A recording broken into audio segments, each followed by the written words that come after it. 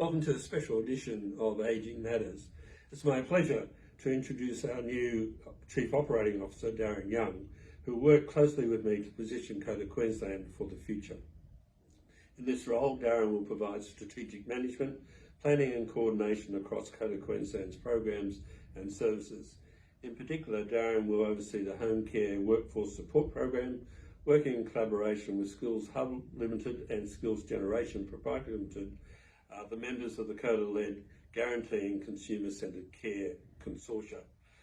But before we talk about that project, Darren, can you tell us a little about yourself? Thanks, Mark. I've got about 30 years experience working in human services. Prior to COTA, I've just come from Australian Red Cross, working for Red Cross as an advisor. Before that, I was Director for Mission Australia across Queensland and the Northern Territory.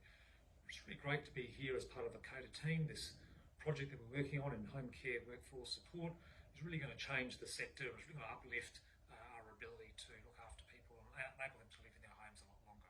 Thanks, Mark.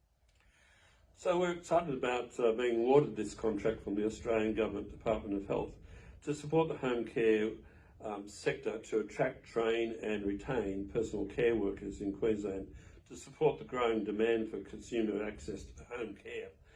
Apart from being responsible to the Commonwealth Government for this work, COTA Queensland will be recruiting and utilising volunteers across Queensland to mentor trainees to ensure that they deliver person-centred care.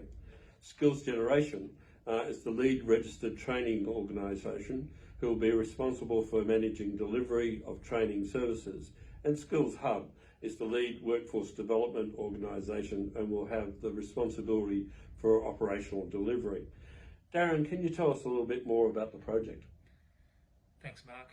Ultimately, this program is all about ensuring people can live in their home longer. We've just had a Royal Commission, and one of the findings that come out of the Royal Commission was that our workforce needs an uplift.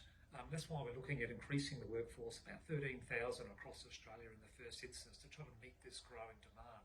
In Queensland, it's just over 2,000 people we'll need to be recruiting into this aged care sector.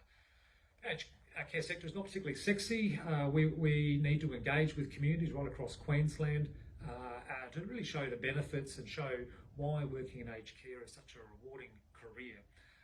It's not just about the numbers though. We also, and particularly COTA's interest in making sure that the workforce is about quality.